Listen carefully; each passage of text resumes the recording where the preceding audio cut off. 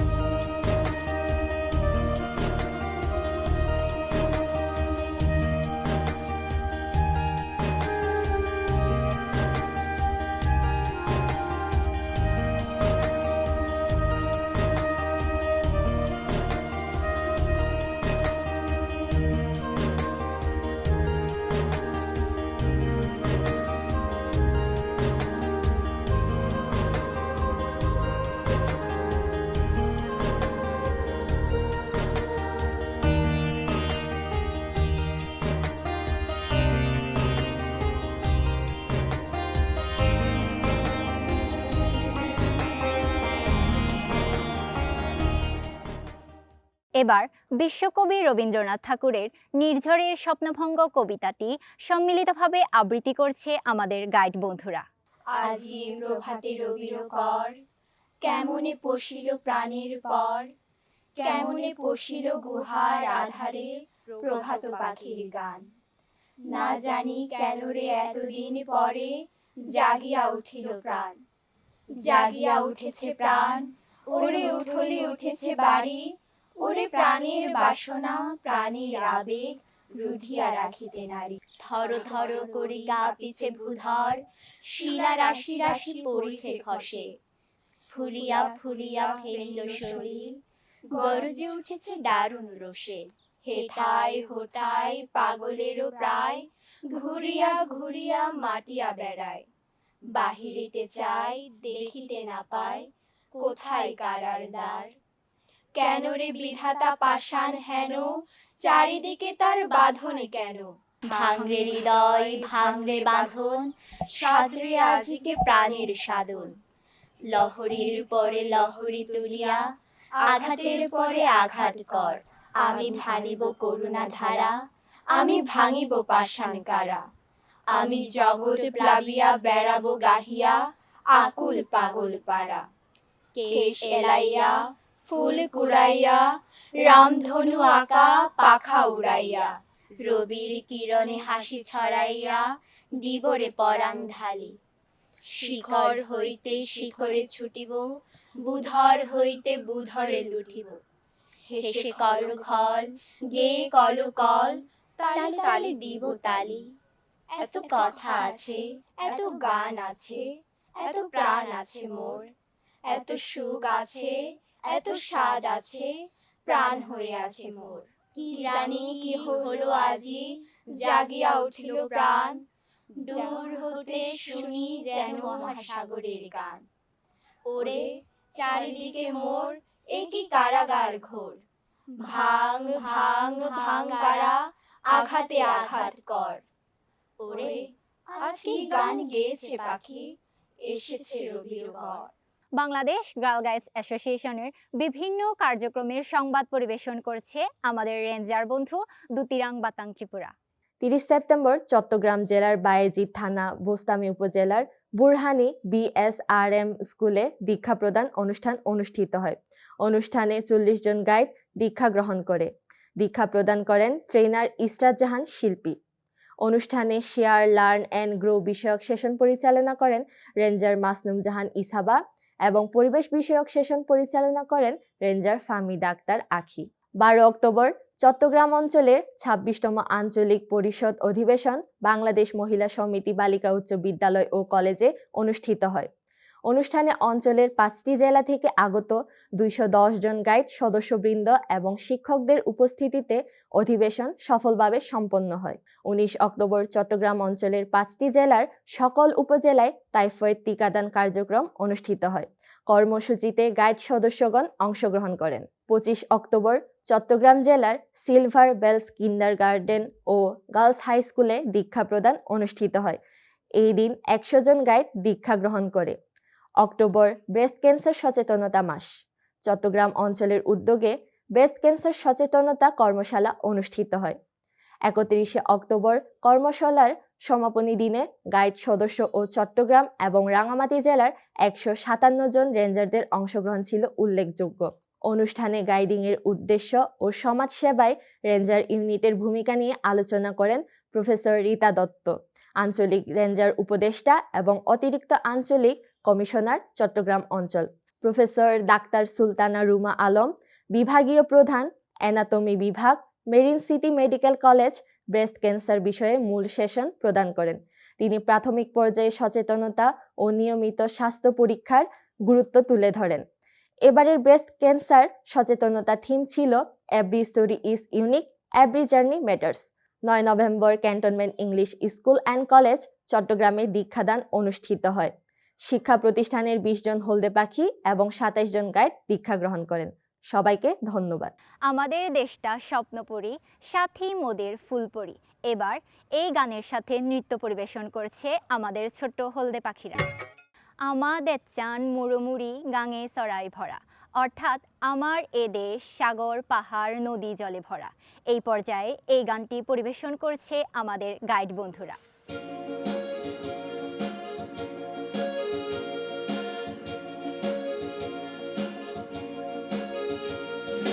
আমাদের চাঁদ মুড়ো মুড়ি গাঙে সরাই বড়া, আমাদের চাঁদ সাগর মাঝর সাগর আজাই গড়া, আমাদের চাঁদ মুড়ো মুড়ি গাঙে সরাই ভরা, আমাদের চাঁদ সাগর মাঝর সাগর আজাই গড়া, আমাদের চাঁদ হিরে মানি সোনায় রূপই ভরা, আমাদের চাঁদ হিরে মানি সোনায় রূপই ভরা।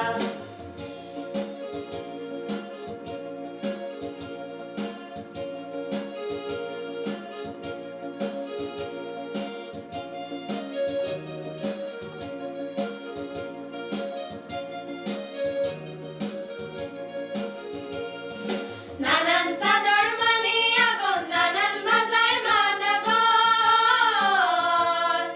নানান চাদর মানে আগুন, নানান বাজায় মাদগর,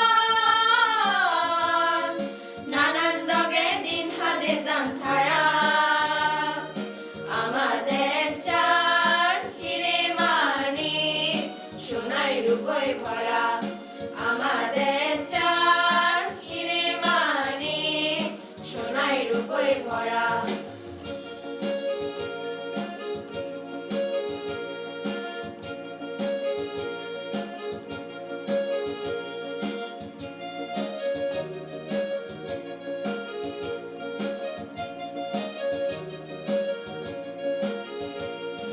বিন্নি অলে বেলো ফরে সোনার আজি জরে, ঋতু এলে জুনো ফরে মিয়াই বুক বরে, বিন্নি অলে বেলো ফরে সোনার আজি জরে, ঋতু এলে জুনো ফরে মিয়াই বুক বরে, আমাদের চাঁদ হিরে মানি সোনায় রূপই ভরা, আমাদের চাঁদ হিরে মানি সোনায় রূপই ভরা।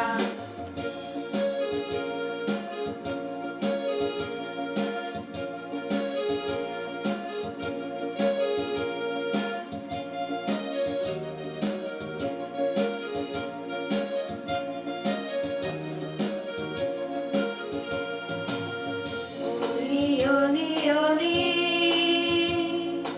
bazok fadazuli, shona sizi gumanza,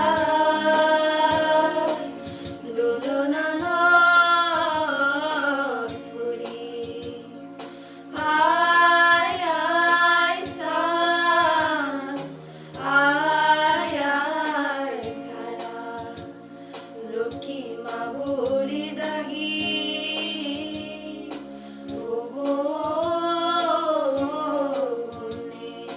জানতে চান হলো হিতে আর দন দেবে, জানতে চান হলো হিতে তোগে নপেবে, জানতে চান হলো হিতে আর দন দেবে, জানতে চান হলো হিতে তোগে নপেবে, এদে চানো মোর দিস গো তুলোর বেগর সেরা, আমাদের চাঁদ হিরে মানি সোনায় রূপই ভরা, আমাদের চাঁদ হিরে মানি সোনায় রূপই ভরা। বন্ধুরা, তোমরা যারা এখনো এই গাইডিং কার্যক্রমের সাথে সম্পৃক্ত হওনি, তারা এখনই তোমাদের প্রতিষ্ঠান প্রধানের সাথে যোগাযোগ করো, হয়ে যাও বিশ্বের সর্ববৃহৎ নারী সংগঠন ওয়াক্সের একজন গর্বিত সদস্য। আগামী অনুষ্ঠান দেখার আমন্ত্রণ জানিয়ে চট্টগ্রাম অঞ্চলের পক্ষ থেকে আলোর ঝর্ণাধারা অনুষ্ঠানের এখানেই সমাপ্তি ঘোষণা করছি। সবাইকে ধন্যবাদ।